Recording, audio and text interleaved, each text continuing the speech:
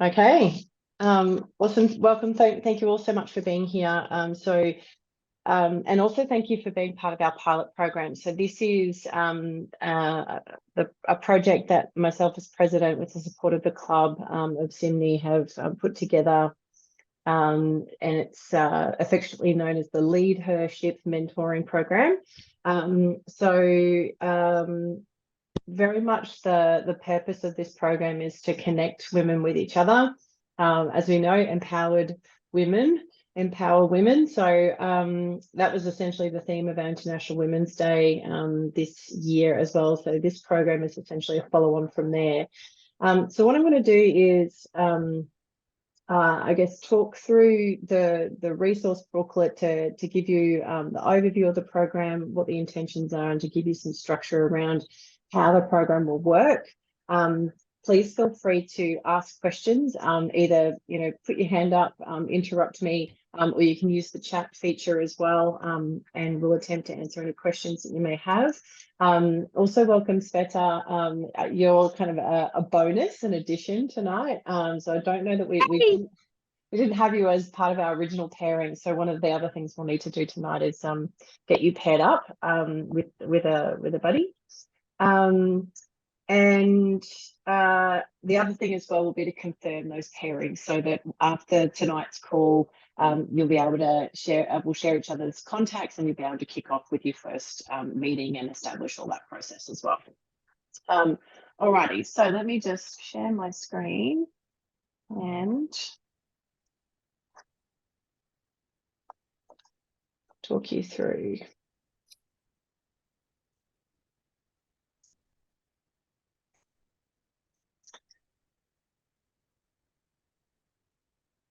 Alrighty.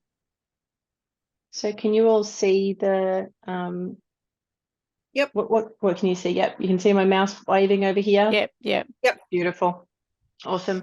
Alrighty. So in terms of the program overview, the educate, empower, enable mantra is really very much at the core of Soroptimism. And this is a way that we as a club are essentially wanting to support women at all levels in our local area to really embody the educated, power, enable side of things. The other really amazing thing about our club at SIMNI is just the diversity of women that we have involved. The number of areas that we all work in. We've got art, culture, sport, business, communications. We've got youth workers. We've got just incredible diversity of women in terms of business and professional backgrounds, and also cultural backgrounds as well. So really diverse, amazing group of women that we want to connect with each other, and obviously have them grow their own personal networks, but also their greater connection with each other. Because as you know, when two women get together and they start chatting about stuff, amazing things happen. So that's really at the core of the purpose of the program. I've also put in here just an overview of what is mentoring. I think it's an interesting one for those of us that have come through, either a business background or in our various jobs. Some of us have had exposure to professional development before, or have worked with people in a mentoring partnership before. And some of us have had really amazing experiences. Some of us had mediocre experiences in that space.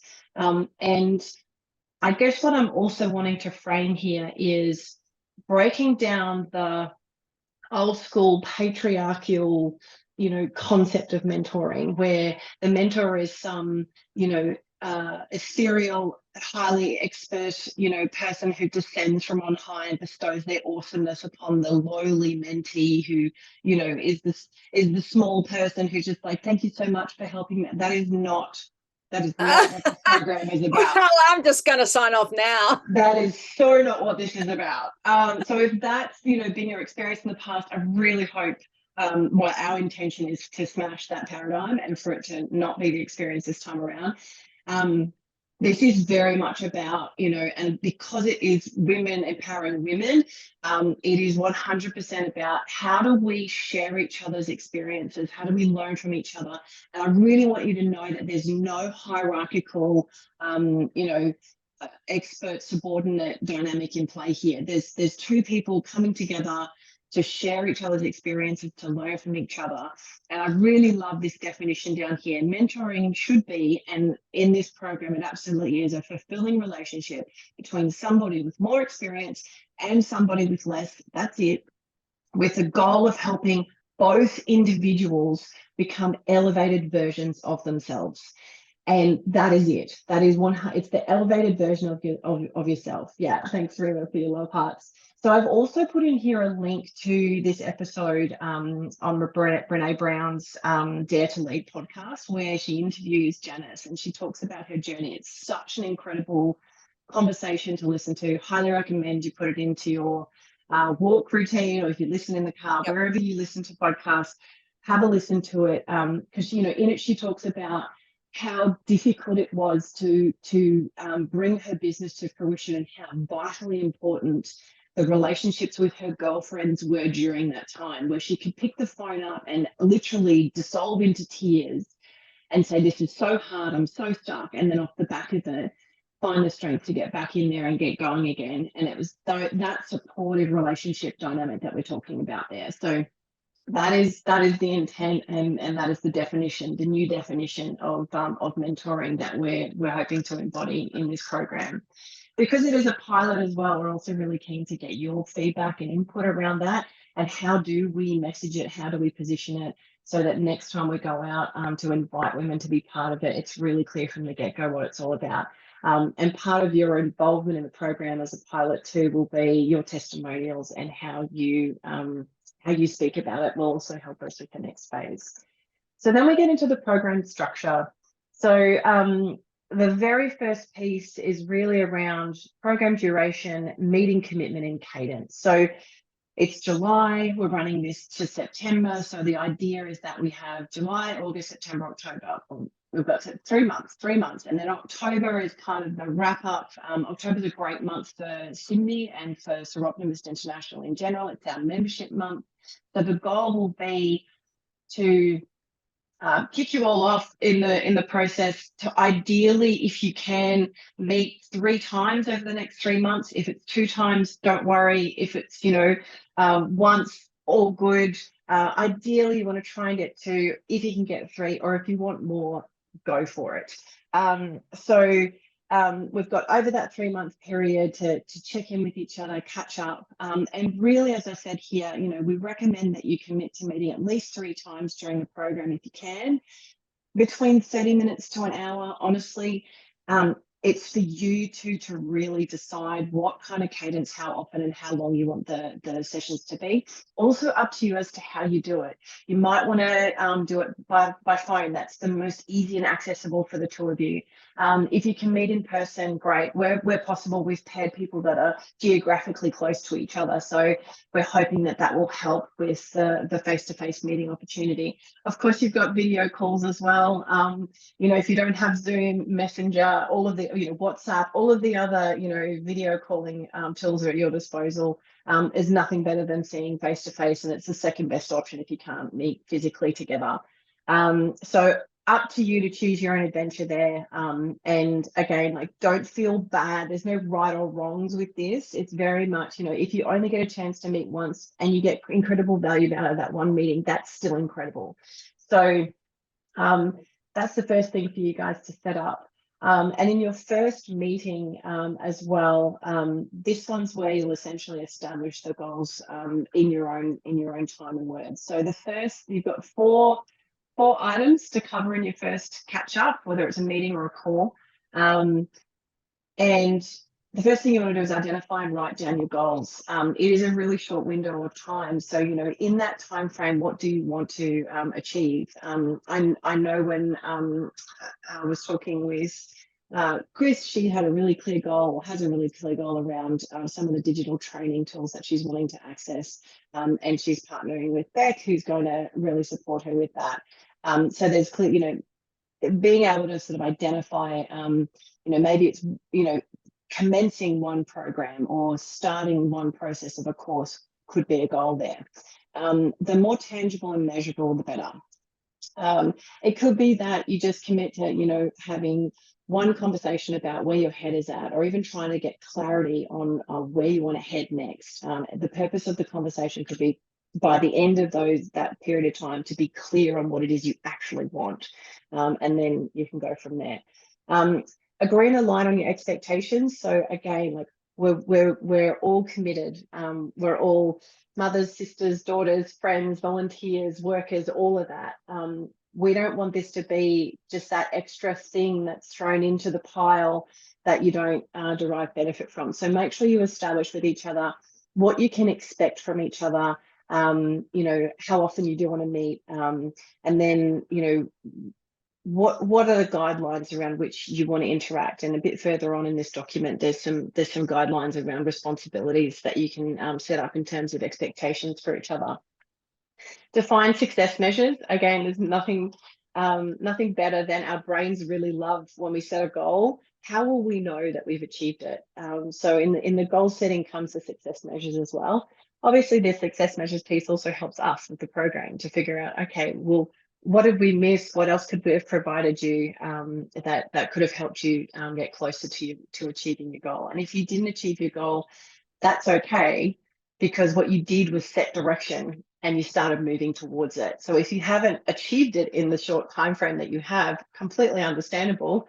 At least you've started moving in the right direction. And then, maybe the goal at the end of the process is to set yet another goal. And tracking progress and outcomes as well. That'll also help, at the end of the process to go, where did I start and where did I get to? Again, writing down, the suggestion I've made here is write down a description of where you are how you're thinking and feeling. What happens as human beings is when we go about life and we do things, we will very quickly forget the specifics of where we were, especially when we make a leap forward. It all of a sudden, the new normal, where we are now is just what we understand to be reality. But we forget how far we came from before we made that leap. So being able to have like a little snapshot that goes, this is how I feel at the moment, and then this is where I'm getting to at the end of the program is a really useful measurement. And again, I've got a tool in the resource booklet to help you with that. Okay, so guidelines for effective mentoring. So some obvious tips here, in terms of trust and rapport, fostering independence, maintaining boundaries, all that stuff, very straightforward. Have a read through that. That'll give you some guidelines for that first conversation, setting expectations. Roles and responsibilities. So again, what's cool about this dynamic is, again, in some conversations, one of you will naturally, if you're the more experienced person in that subject matter, take on the mentoring role. And then in the next conversation, it could flip completely. And, the topic of conversation you choose to talk about, the other person is now the more experienced person in that area, and they take on the mentoring role, and vice versa. So very much roles and responsibilities that apply depending on the topic of conversation and what you're wanting to get out of the chat. We've also got discussion topics here. So these are all across the various areas of life that you're likely to be wanting to tackle in these conversations. You might want to use this list as a kind of like a little checklist. You could go through and maybe put a little cross or a tick next to some of the topics of conversation that you might want to cover. So you could use that as a tool that way as well. And then program support. So a big supporter of this program is our partnership with Women's Network Australia, and Cheryl's on the call tonight. And at the launch, we also talked about the free digital skills training information. So that is absolutely available, and an area that could out of the conversations, like, actually, my goal is to get to here, and I know there's a skills gap. How do I bridge that gap? And then, this is where you could go to actually bridge that gap as well. Feedback mechanisms for us as a program, I've touched on that before. So as it is a pilot, we'd love to obviously get your feedback at the end of the process. And my goal is to also have, or my plan is to have another one of these calls where we wrap everything up. We may actually also be able to have that coincide with a face-to-face meeting where we have a bit of a celebration as well. We've got some projects or an event planned for October that could actually line up quite nicely. So as we get closer to that date, we'll give you the details around that. And of course, program support, if you need anything at any stage, you know, if you're finding it hard to connect, or you need to adjust, or life happens and you need to withdraw from the program, whatever it is that you need, please reach out to myself. You can always send an email to our SIMNI email address, and we'll do what we can to support you. So as I said, there's no rights or wrongs, just be in communication with us so that we can help you and support you in whatever way you need. So I've also included in the booklet the pre-program workbook. Some of you will have seen this if you attended the International Women's Day event. So, and there's also a link to the YouTube video that explains how to do this process. So for those of you that missed that event and didn't get a chance to do this process, this is something that you can actually do prior to your first catch up, to clarify and help you get in the headspace around your goals and what you want to get out of the program. So this first piece is about rating yourself on a scale of 1 to 10 for these different areas of life. And you'll notice that these different areas of life also align with the discussion topics. So there's an alignment there. Once you've got an idea about which area of life you really want to focus on, then the next step is to have a think about, how can I grow my leadership capacity in that particular area? And asking yourself the be, do, have questions. You know, who do I need to authentically be in order to achieve that goal, or in order to adjust that area of my life that I want to work on? What do I need to do? So what needs to be done to make that change happen? And then what I need to have. So what is it that will be achieved off the back of those changes? And then off the back of that, that then gives you an action plan. So another little prompt here is, what advice would I give myself that I'd be willing to take action on? So often we forget that we are the leaders of our own ship, and that some of the time, like when we're giving advice to people, it's so much easier, and often we don't take our own advice. So that's almost like a mini internal mentoring program that you can do for yourself prior to getting on to your first call. So those are the structures. That's the resource booklet as it stands. I'm keen to get your any questions, thoughts, comments at this stage, just off the back of that whole sort of intro piece. So one of my, wait a minute, got my mic here. One of my questions, so we don't have to stay in the mentor-mentee roles so it's just between whichever hat we're wearing on the day. I think so, yes. I want it to be as fluid as possible, and yeah. I think, you know, if you know, the value is going to come from, you know, sharing with each other. And I think, you know, that's also part of the old paradigm around, oh, I've signed up to be the mentor, so I need to be the mentor, when, you know, the relationship or the partnership actually may require us to flex between one and the other. Yeah, and quite honestly, cool. Quite honestly as well, the design of a really good mentoring partnership means that the mentor gets just as much out of mentoring someone as they do of being the mentee. So that's really what I'm wanting to support you guys to do, and to not have anyone have any kind of, but I don't know, I'm not the expert, I don't know. You're the expert in your life, you're the expert based on your experience, and that's the bit you're sharing, and we're all qualified to share. Yeah. Thanks, Marnie.